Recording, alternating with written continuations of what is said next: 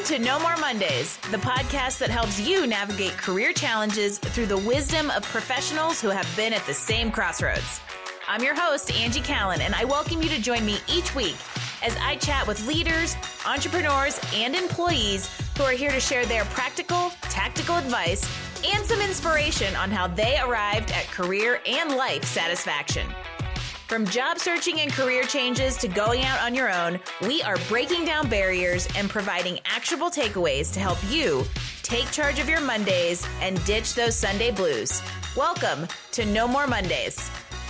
Hello, everybody, and welcome to No More Mondays. You know who I am. I'm your host, Angie Callen. There's a recurring theme that's been popping up in my world lately, and it circles around this idea that the beliefs that become rooted in us at an early age can carry through with us into the future, and we tend to see them as truths without ever stopping and questioning whether or not they actually have a basis in reality. However, what's been popping up for me is this concept that if you're willing to look at those beliefs, the things that we're conditioned by when we're young can reshape who we are, what we believe about ourselves, and how we show up in the world. And that is exactly what Laban Ditchburn has done and is doing in his own life. He defines the word transformation. Laban has overcome a childhood badly affected by divorce and the subsequent escapism, negative validation, and that full gamut of addiction that comes when trying to figure out how to exist in the world.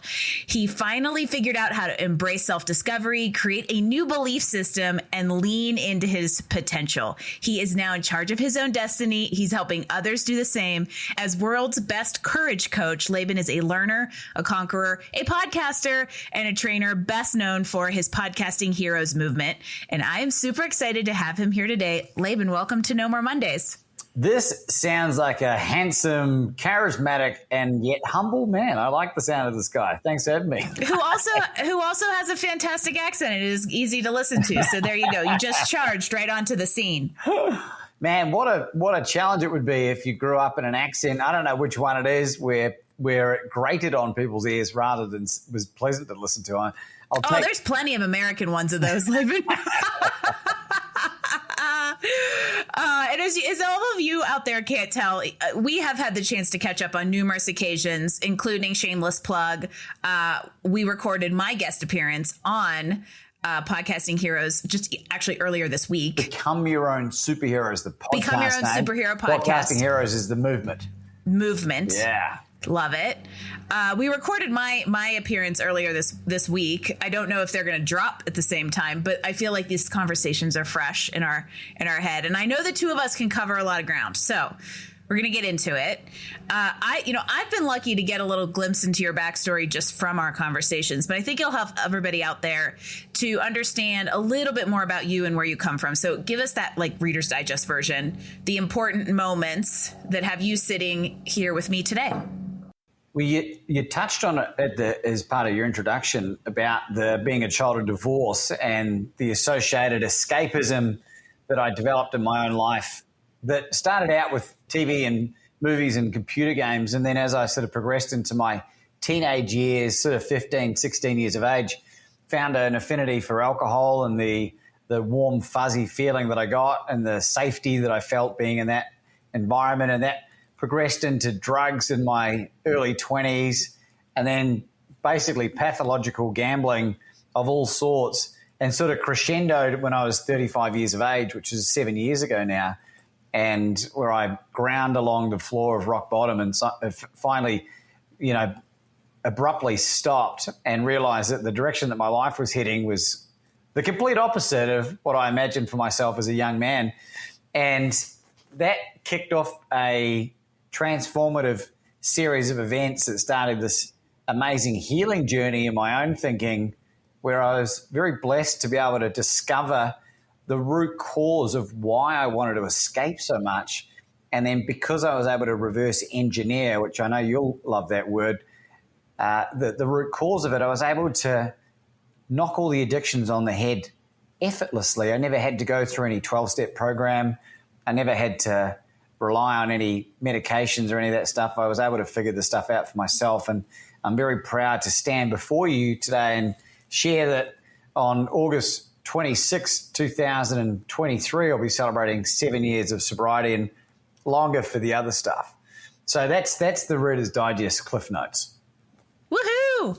And there's a few extra tidbits in there, I know, that on the professional side I want to touch on. But and without going into, like, I would say, gory details, I want to understand, I think, more from a mental emotional perspective, how you knew it was time to change. So that kind of, like, everybody's definition of rock bottom is a little bit different. And I know there's somebody out there listening who's got this inkling. Right? They're like, things aren't right. I need to change. Am I close to rock bottom? But maybe they won't take that first step to take care of themselves and to force themselves into change. So I want to know, how did you know it was time?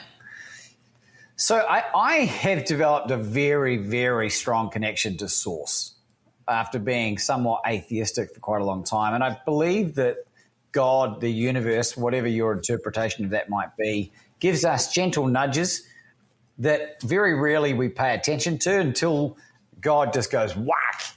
And that for me was in 2015, and I was at home back in Australia in Melbourne, and it's like midnight, and I have lots of red wine coursing its way through my veins and smashing into my poor old liver.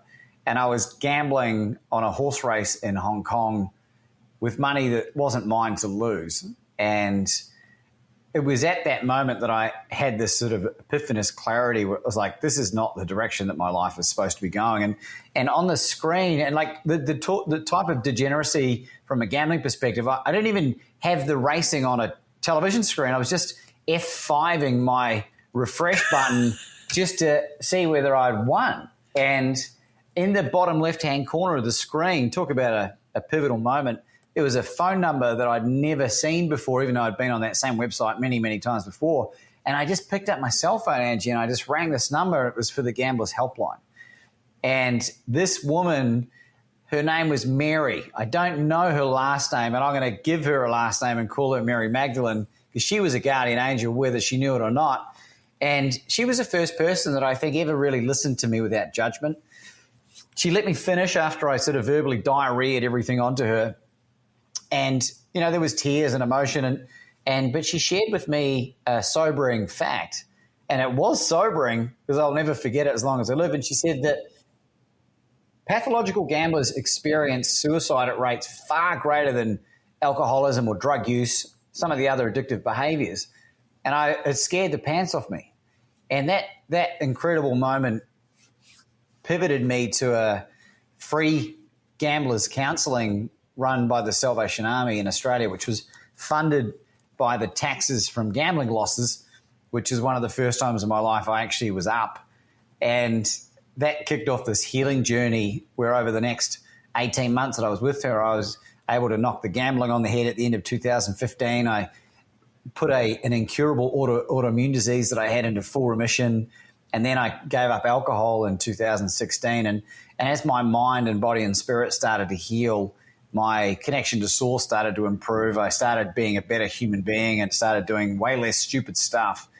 And, you know, proud to be the man I am and very grateful for everything that I went through, including all the hard stuff, because it's given me the fuel source and this gift of adversity that I've been able to use as powerful, credible anecdotes that I can use to help inspire other people to take bold, massive, and courageous action that want help.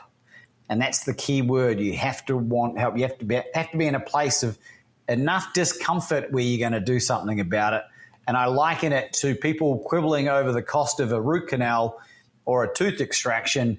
But if you've got a broken tooth and an exposed nerve, you'll do whatever it takes to get that bad boy removed. And I was willing to do whatever it took. And thankfully, my path was a relatively seamless one, if you could call it that. Well, I love that you picked up on, and just so you all know, that the lead in, the intro to this conversation was read live before we started talking. And I love that you picked up on, and you also agree with that idea of those common themes that show up on our life, because I do truly believe they are the source, God, higher power, universe, whatever you tend to identify with.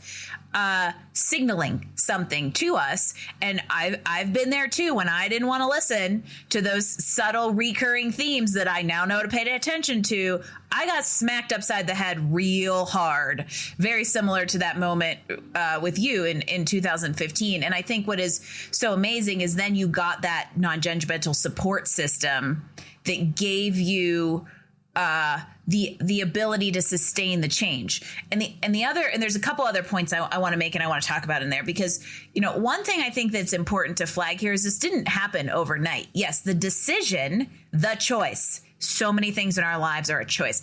The choice to change was immediate. It was instant. However, there was an 18-month process where you intentionally worked on yourself and stayed focused on that choice and goal and goal to change, but it wasn't an overnight transformation. No. And look, realistically, Angie, 18 months was the time frame of when I was able to start the healing process and give up the addictions. But it's been an ongoing journey, because you've got to undo and unravel so much of the conditioning that you experience growing up in poverty, which is super character building, but then you grow up with people that have a poverty mindset. That tends to do more of the damage. You grow up with all these conditions and limitations on what you think you can actually do in the world. When you had no exposure to some of the world that I have exposure to now, you just don't know any better. You don't understand about the significance of having to set super rigid boundaries with yourself and with other people, including family members. And that's been one of the challenges I've had to deal with. Like, how aggressive do I go when it comes to allowing people into my life that don't serve me very well? And maybe I've erred on the side of over the topness, but it's necessary. And people may not agree with that. But for me, it's been a real catalyst for my success, and not just life, but emotionally and spiritually and physically. So you brought up another recurring theme that's been showing up, which is this idea of like your scarcity versus abundance mindset, fixed versus growth mindset, or just that idea that that positivity or the positive hope and connection with believing that you can change or you can achieve this goal or you can overcome the adversity can statistically change for the better the outcome. And I think that's so interesting when it comes to then surrounding yourself with the people who are going to support and perpetuate that kind of mindset. So how have you worked through that piece? Because as you change, and significant change as an adult tends to move you into a new phase where a lot of times people kind of don't fit that were with you in the other phase. How have you kind of worked through and reconciled that? Fascinating question. And what I can honestly tell you is that, especially when I gave up drinking, I use that term loosely, 98.5% of my social circle. And for clarity and transparency, I was high functioning. Like, I had a good job. I used to work in IT recruitment, earning six figures. I used to wish people happy birthday on their Facebook page. I used to use a lot of self-deprecating humor because I thought it made me endearing and likable and all this other stuff. And when you start to realize that these things aren't serving you well, the people that are in the same space, they don't like it. And, in the first 6 months, we'd go to the pub and I'd given up, and you'd get excluded from being offered a water. And then all of a sudden, the appeal of going to the pub because you're not hammered drunk or putting lines of Coke up your nose, it's like, what am I even doing here? Well, that was your common link to all of them, right? Now you don't have anything in common. Right. And it's a great way to reveal who are the necessary people in your life. And it's not that they're bad people.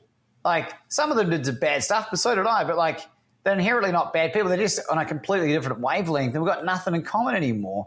And if any of my former friendship group watch interviews like this, know that there is no resentment, there's no hate or anything. I'm grateful for the many wonderful occasions and the incredible experiences we had at times, but it's just like, you wouldn't want to be around someone you don't have anything in common with either. So try not to take it too personally. It's a necessary evil when it comes to healing from this stuff. And it's just what I had to do. Yeah, I think that goes back to that idea that I do believe that there can be a seasonality to when people come and go from our lives, and they kind of serve a purpose, and then they may not have a purpose kind of anymore. But you touched on just now something that you brought up earlier that I want to focus on a little bit, which is you mentioned earlier this idea that like adversity has power. And I would love for you to tell me more about your thoughts on that. I heard something recently, Angie, where it linked the most successful entrepreneurs on planet Earth to a disproportionate amount of trauma growing up. And not saying that it's a prerequisite, but isn't it interesting that some of the most powerful people on planet Earth that are doing good stuff I'm talking about, I'm not talking about some of this nefariousness, but like most of them have gone through incredible adversity, whether it be fleeing their country during war or leaving Nazi Germany to, like, you just go back and start studying the backgrounds, and most of these people have endured major adversity, and the comparison trap, you know, Jordan Peterson talks about you shouldn't ever compare yourself to anyone except the person you were the day before. And my message is only going to resonate with certain vibrational frequencies, and your message, when I'm talking about you, Angie, and the listener or the watcher, that's why we all have this obligation, I think, once you overcome and are overcoming a lot of this adversity, to share it with the world unabashed and share it from a place of strength. Because when you share it from a place of victimhood, 90% of people don't care, and the other 10% are really happy that it's happening to you and not them. But when you share it from this place of strength, it's super inspiring, because that's where I got a lot of my inspiration from. So I'm just paying this stuff forward. And I feel like, in terms of my gift from the universe, I have no choice in the matter. And I'm thankful for that, because I absolutely adore what I do and really don't ever work another day in my life. All right. So we're just going to plug your podcast again, because you have to listen to our conversation there, because it dives deeper into what you just said. But I've got to bring it here, too, which is this idea that to me, if you don't face adversity, you don't know how to overcome challenges. And I think that's one of the very big reasons why successful entrepreneurs have had some sort of significant precipitating event in their, life history that both helps you weather the storm. Entrepreneurship is not easy. It's a roller coaster of its own. And I think you're more wired to weather that if you've figured out how to overcome big shit in the past. But also you hit the nail on the head with this idea that, like, it's paying it forward, right? So your ability to thrive through adversity, as my friend Jovan Glasgow says, is exactly why you are a step or a half step ahead of the people that you're going to support through it, which I think is so critical and so important, and why that somebody that has empathy for the people they're supporting can create such a more powerful engagement. And I think that starts to bring us into this idea that, like, your gifts, right? I love that you were like, I didn't have a choice in what my gifts were. However, you do have a choice in how you use them and whether you use them in the way that you are intended to use them. And a lot of times that adversity is what teaches you or shows you how that is all supposed to come together. Well, I 150%. And one thing I would say is that I know that a number of your listeners are interested in this knowledge around optimizing career and career decision. I'm going to share something that I think, in my humble opinion, is one of the most powerful learnings that I ever came across. People go to college and they have this idea of this life that they want to, and they earn the big bucks and they get the family and the big house and the car. And then most of these people find themselves deeply unfulfilled. And what they're actually looking for, and probably what they should be focusing on from the get-go, is fulfillment in their job. So how do you get fulfillment, Laban? Well, through service. And, if you're I meet so many incredible people that do a job that are earning $400,000, $500,000, $600,000, $1 million a year, and they can't stand themselves and they don't know why. And they use drugs and alcohol and sex and porn and gambling and all this other stuff to help, and praying for the weekends and praying for no more Mondays. And what they really are looking for is a way to serve and a way to level up everyone at the same sort of place, because the rising tide lifts all boats. And the reason you hear the statement all the time is because it's a principle. It's true. So that's my observation. I think we've all been given these amazing God-given gifts. Once you figure out what it is, and it can take a bit of time, it's the most incredibly rewarding, fulfilling experience you could possibly imagine. If you think about what I get to experience now, Angie, I get messages from either interviews I've done on the podcast, people that have read my book, or people that I've had one-on-one experiences with, or feedback from podcasts or whatever, that I've never met in some cases, saying what you wrote about saved my life. What you wrote about helped me heal my relationship with my significant other. What you wrote about allowed my daughter to recover from a chronic autoimmune disease. And I didn't do it for any of this stuff. I didn't know that this is what to expect early on. But when you are constantly given this positive feedback loop, it helps keep you on task. So it helps keep me accountable to myself and stay in alignment, because there's a lot of people out there that espouse one thing and then do another. And I'm not here to hate on or judge anyone, but it's like, would you take dietitian or nutrition advice from a morbidly obese doctor? You wouldn't. I mean, some people do because they're idiots, but like, why would you do that? So take advice, take knowledge from people that are further along in your journey, in their journey than you are. And that for me has been incredibly liberating. I'm very, very fortunate, very blessed. Well, and if you would like some additional data points or validation of your observations around this idea of service, one of the things that we've come across on No More Mondays in talking to people who have found that fulfillment and satisfaction is that if you use your gifts in a way to serve others, that's where fulfillment comes from. And that's where the tide will come in. Right. And I would say that's my personal experience too. When I was able to, and it was through adversity that this all became, I don't even want to say apparent. It just forced me into the one circumstance that I was going to have to use the gifts God intended me to use in the vocation I was intended to use them in the specific way I am supposed to show up in this world and help people, right? So like if you'll get pushed there one way or the other, and you can either fight it or you can just get on your surfboard and ride the wave. And it's way more fun to ride the wave, let me tell you. Way more fun. Flail around drowning. But I would say both my observation, my personal experience matches yours. Maybe we're just our own confirmation bias as we go back to that whole like questioning your belief system. But I've had enough of these conversations to think that that's really something to strive for.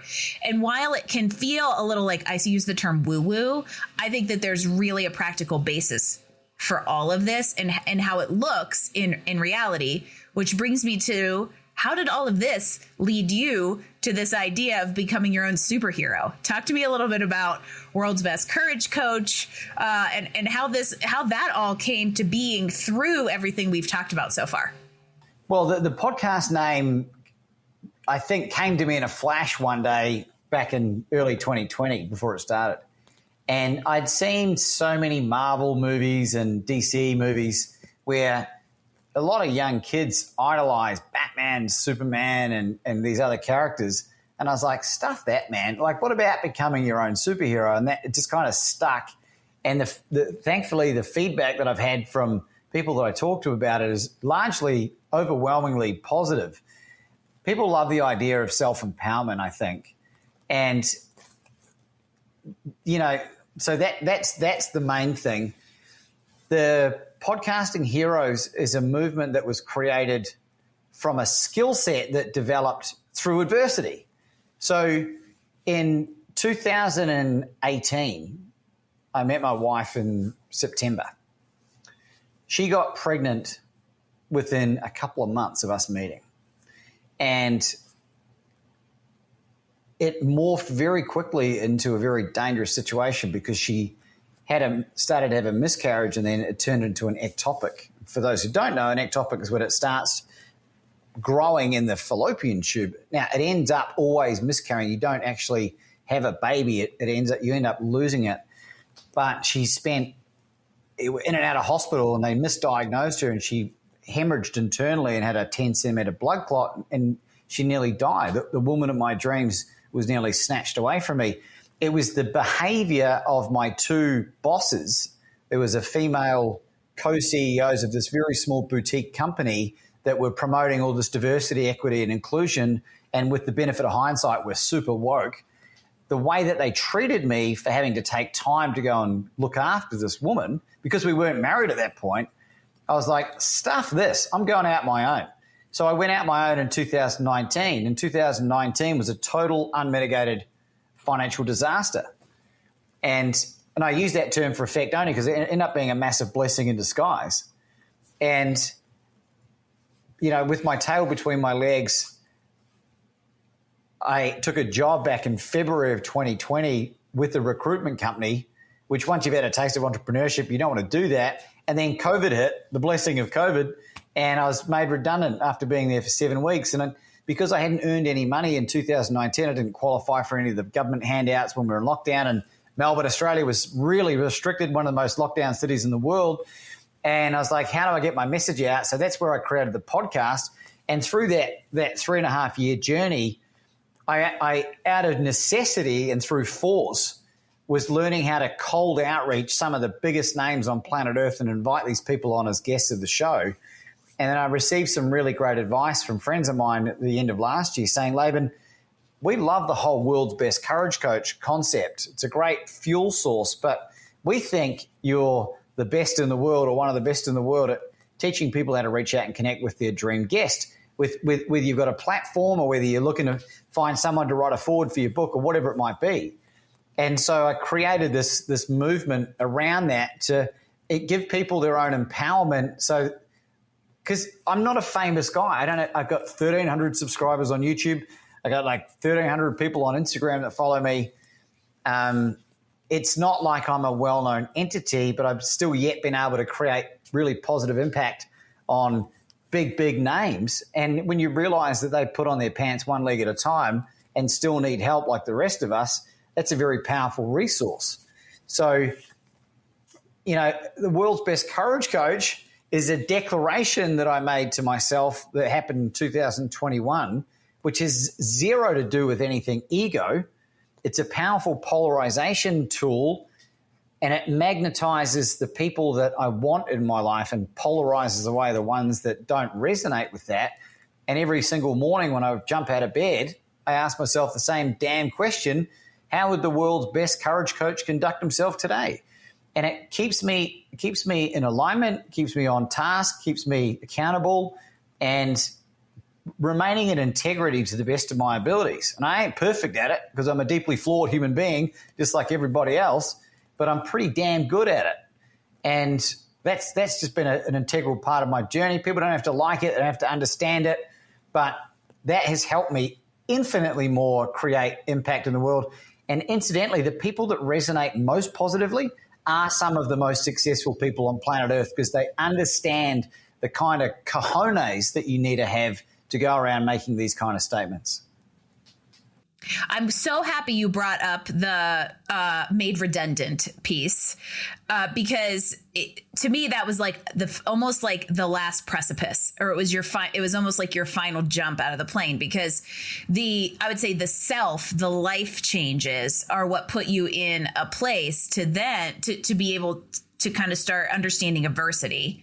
And then my observation would be that this pushed off the precipice during, a very challenging time in the market is what then led you to figuring out how that adversity was supposed to look to serve other people. So it's just about everybody we've ever talked to who's been laid off says it's one of the biggest blessings that they've ever received. And a lot of times it takes that external force to push you into whatever here's what I'm supposed to be doing and how I'm supposed to be doing it situation. And I truly believe that is you being world's best courage coach in however that means to the people you're supporting. And one of the things I want to talk about around that is when I think about World's Best Courage Coach, I think about this idea of helping people be more fearless, right?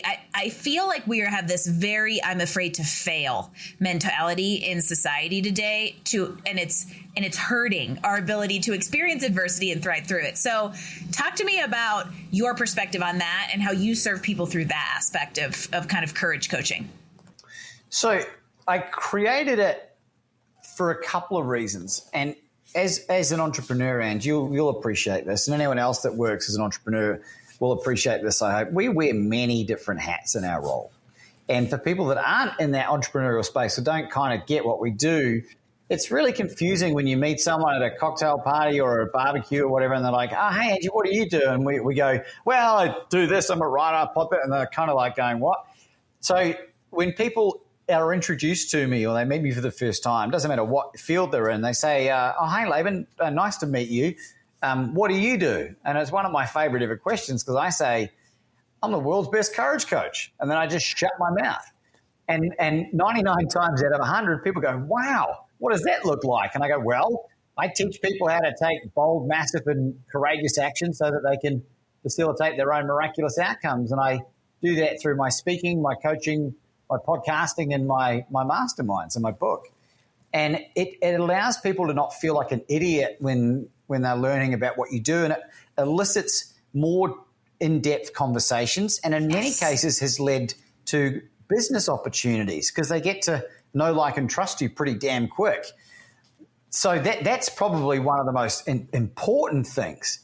And, you know, you and I have spoken about your world's best declaration as well, which is the Ange Callan, the world's best pursuer of potential. Right. And I might need to change that to coach of potential. Saying world's best potential coach sounds like I'm world's best potential coach, right? Like I'm going to maybe be a coach. But this, you know, I'm world's best pursuer of potential. I still have never said that to Jim. So when Laban and I first met and he was like, you need to create your world's best statement. And I'm like, okay. And like an hour after we hung up, I texted you and I was like, I am world's best pursuer of potential. And he goes, you need to go ask your husband, hey, ask me what I do and tell him. And I've never done it. So now we'll have to have this discussion. However, I want to stop for a second because here's what's really funny about this. I'm going to say 10 plus years ago, when I was in one of my didn't realize it was an entrepreneurial side hustle, like direct sales stuff, I worked with a business coach for a little bit. And she was a big proponent. She hosted a networking event and she always had people introduce themselves in that I help people format versus the typical I am blank statement that is the societal norm. And the difference between the two, and I want to call this out because I think it's important to know why this is such a big deal, is that I am is an absolute statement that doesn't leave any room for discussion. You've just defined yourself in, you know, very simple, straightforward terms versus saying I help people reach their full potential, make somebody go, well, wait, how do you do that? And it opens up a conversation that may lead somewhere where that absolute I am statement would not have left, which is, to me, your spin on that is make yourself world's best something, because that means, oh, I got to ask you about this. Well, there's a very, very important distinction, and I don't disagree with the coach. Any world's best declaration has to be non-quantifiable and intangible, right?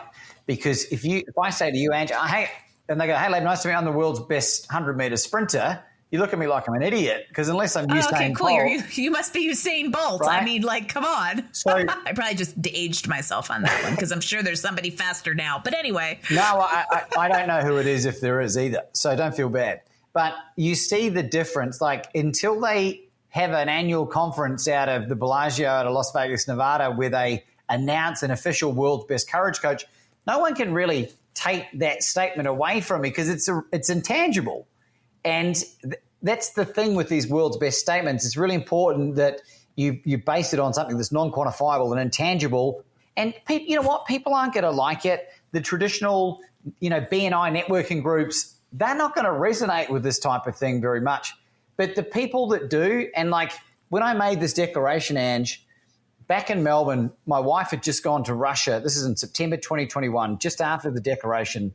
I started cold calling the CEOs of the biggest companies on the planet. I spoke to Eric Yang, who's the CEO for Zoom, very briefly, and the line was a bit iffy, so we couldn't speak. Tried calling people at Cisco and some other bigger companies. And I rang a company in Australia because it was getting late in the US. And I called a company called Hodges Real Estate. And Hodges Real Estate is the oldest real estate company in Australia. And I got the cell phone number of the CEO, and his name's Tony. He picks up the phone and says, "Hi, Tony Zaka." I said, "Tony, it's Laban Ditchburn from Melbourne here." He goes, "Oh, hi, Laban." I said, he goes, "Have we ever spoken before?" I said, "No, Tony, we haven't, but today's your lucky day." And he laughs. He goes, "Laban, why is it my lucky day?" And I said, "Because, Tony, I'm the world's best courage coach, and I teach your people how to take bold, massive, and courageous action so that they can facilitate their own miraculous outcomes." Well, that conversation went for about 15 minutes. He invited me back the following week, and we were still in lockdown in Melbourne, so it was all still virtual, to present and pitch for a training and coaching program. Now, bear in mind, I was $100 an hour coach back then. I'm a lot more than that now. But we jumped on this Zoom call, and I just asked him one very specific question about the direction that he wanted to take this business, because he'd only been in the role about 8 months. And he spoke for 45 minutes because I just shut up, because Steve Hardison, known as the Ultimate Coach, says the power is in the listener. And in that 45 minutes, Tony Zaka revealed to me everything that I needed to know about what kind of help these guys needed and and if I could help them, and I could. And I let him finish. And I said, "Tony, what about becoming the best real estate company in the state of Victoria?" And he looked at me and sort of subconsciously started nodding a little bit. And I said, "Well, what about becoming the best real estate company in Australia?" And now he's really getting into it. And I said to him, "Tony, you do realize that in order for you to have the best real estate company in Australia, you need to be the best real estate CEO in Australia." Well, less than 60 seconds later, Ange, Tony Zaka was standing out of his seat at full stretch with his arms in the air, yelling at the top of his lungs, "I'm the best real estate CEO in the world." And I pitched, I'm going to Disney World. right, I pitched $250,000 Australian dollars, about $170,000 US worth of training and coaching for a 3-month program with these guys. And I had zero introduction apart from this outrageous cold call and this declaration that resonated with someone playing at that level who appreciated the audacity that I took. And you know what he said? He looked back at me and he just said, "Laban," he goes, "I physically do not have the liquid to invest in that right now, but let me see what I can do." And it was in that moment that that glass ceiling of limiting belief just was obliterated into the stratosphere. And I realized the significance that I could make on people at that level. And it gave me this forward momentum and this confidence to be able to have these high-level conversations with people, knowing that the skill sets that I developed through my adversity was beneficial and helpful to them and their families. And, you know, Alex Hormozy talks about, if you want to make big money, solve rich people's problems and you make rich people fees. And that has been an idea that I've just run with. And I do it without any expectation of anything in return, because you can't have that energy attached to it. But if you go into every single interaction in your life with what value can I add this person's life, it will completely shift everything you do for the affirmative. So hope that answers your question. It does. And what I like about what you just, well, there's lots of fun things there, right? So you made your own big, bold move, which in and of itself is a marketing pitch to calling somebody, telling them you're going to help them make a big, bold move. But what I really love about kind of, I would say, the intersection of where you and I are both world's best is that courage and potential, I think, goes hand in hand, because you can't reach your potential if you're not courageous about it. And a lot of these times it comes down to this very simple 2 words of what if. We are so good about like that. You could have just not made that call, because it could have been, what if he thinks I'm ridiculous? What if he laughs at me? Or he could have said, you know, what if I fail and I look like a ridiculous realtor instead of becoming the CEO of you know, like the best CEO in the country, right? So we are so good at worrying about what might happen that we don't have the courage to think about what might happen. And I think bringing that into perspective, like the number of times I'll talk to somebody and they'll say, well, I'd really like to do this. And I'm like, well, why aren't you doing it? What's keeping you from stepping into that? And they'll just look at me and maybe they'll have like a self-limiting belief or two that you can say, well, here's how that would look in reality. Here's the worst case scenario. Worst case scenario, you just go get another job, like if you're thinking about starting something up. But to me, the point there is a sense of boldness that comes from making courageous decisions that help you reach your potential to do the work you're supposed to be doing in this world. It goes down to one thing, Ange. How would the world's best courage coach conduct himself? And when you make a declaration, it comes with the responsibility. That is the behavior of someone who is the world's best courage coach. And it can take a little bit to get your head around it. If you're creating your own world's best statement, I promise you will encounter the imposter syndrome a little bit when you first say it. There'll be some conditioning, some limiting beliefs. Just persist with it. And like I said to you, run it by your spouse. Get them to ask you what you do. And if they are a good human being, right, that'll help get you some really powerful feedback. And do with it what you want, right? Play as big or as small as you want. But like, we get one crack in this iteration on planet Earth. I want to witness my legacy while I'm still alive.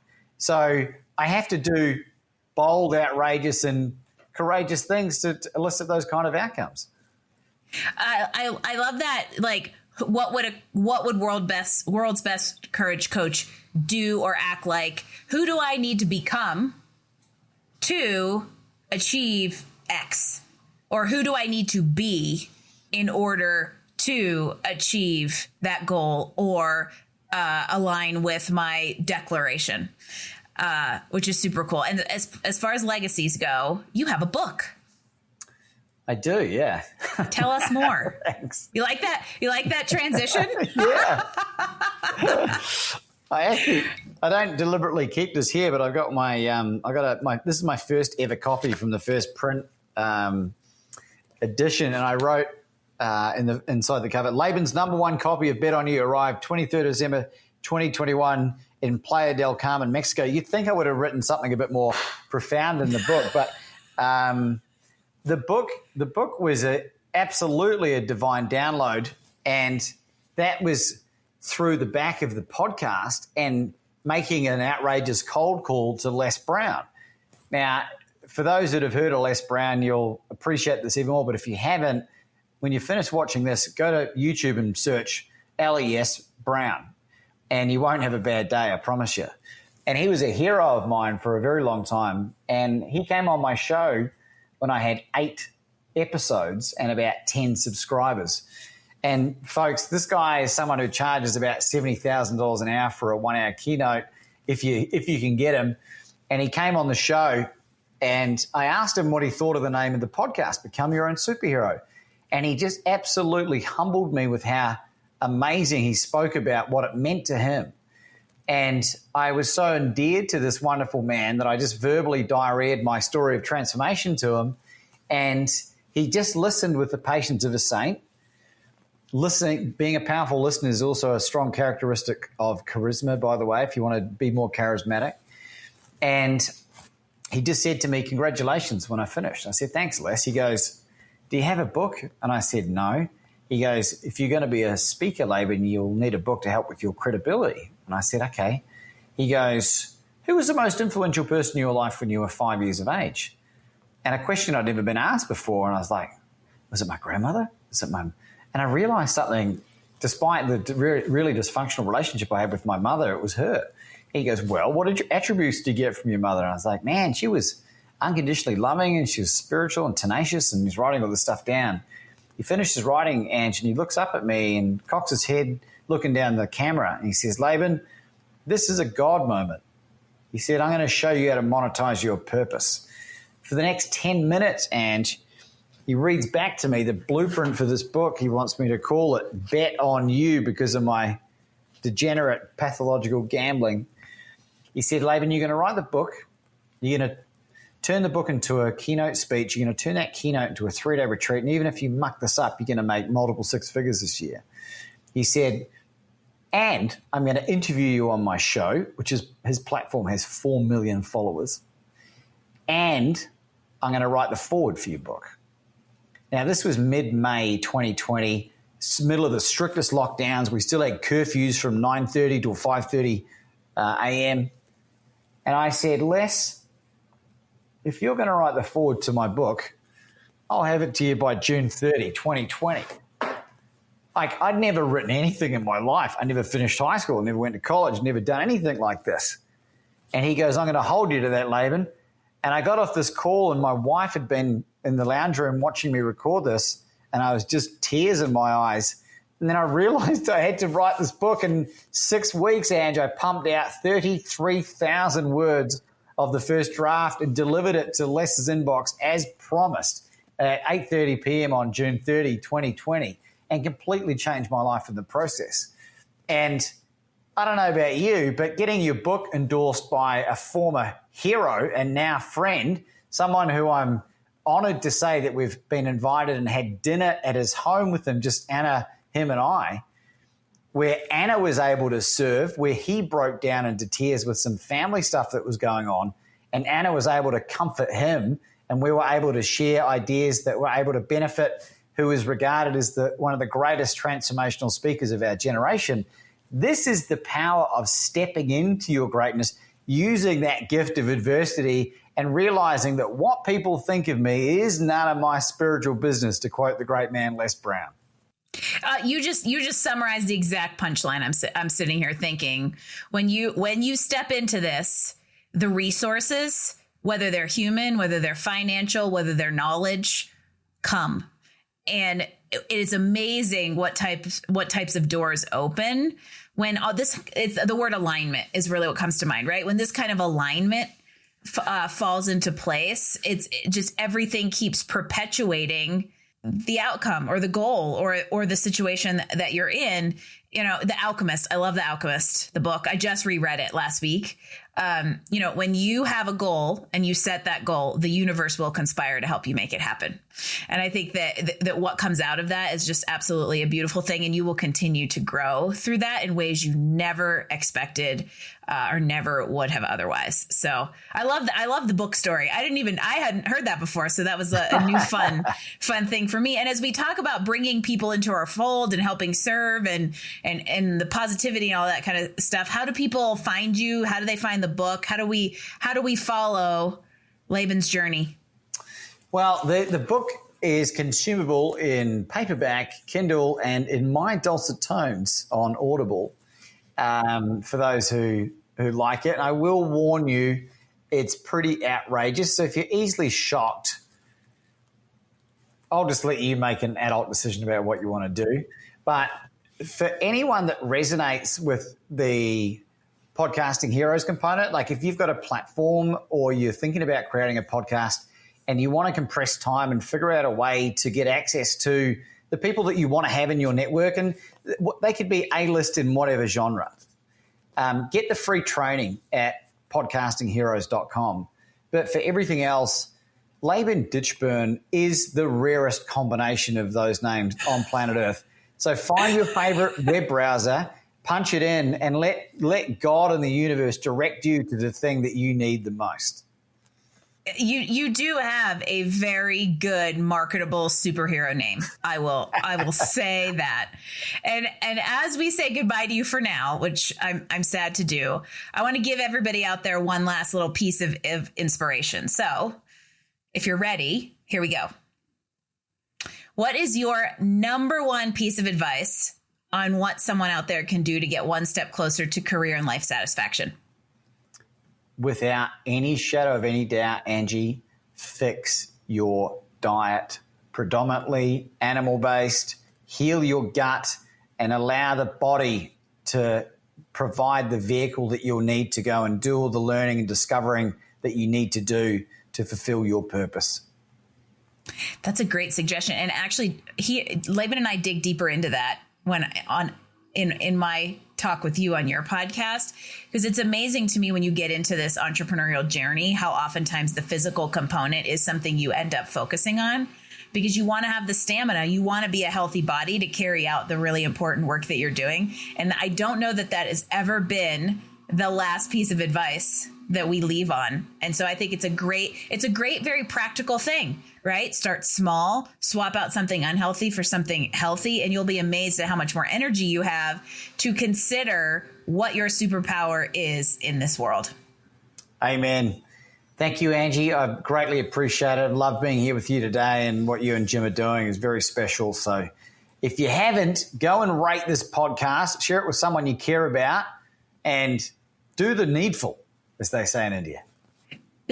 I love it. There you go. I don't even have to do my outro because Laban just did it for me. But I will let all of you know and remind you that you can go to nomoremondays.info and get the links if you can't figure out how to spell Laban's creative name, right? So we'll get all the links to the book, to his podcast, all the good things at nomoremondays.info. And we would love a 5-star rating because it helps podcasters like us keep doing this, keep bringing these stories that help people's lives, get them one step further, and all the other really good stuff that we're doing to serve others. So I appreciate your time. Thank you for sharing your story, your wisdom, and being part of the No More Mondays movement. Thank you so much. See you soon. I will see you next week, everybody, for another edition of No More Mondays podcast. Thanks for joining us for another episode of No More Mondays. Tune in next week as we bring you more insights and actions to help you improve your life and career. Don't forget, visit us online at nomoremondays.info to get all the details, show notes, and recommendation from this episode. No More Mondays. We drop new episodes every Wednesday. No More Mondays is brought to you by Career Benders, Inc. in partnership with executive producer Jane Durkee. For more information about career coaching, resume writing, personal branding, recruiting, and entrepreneurship coaching services, visit us online at careerbenders.com.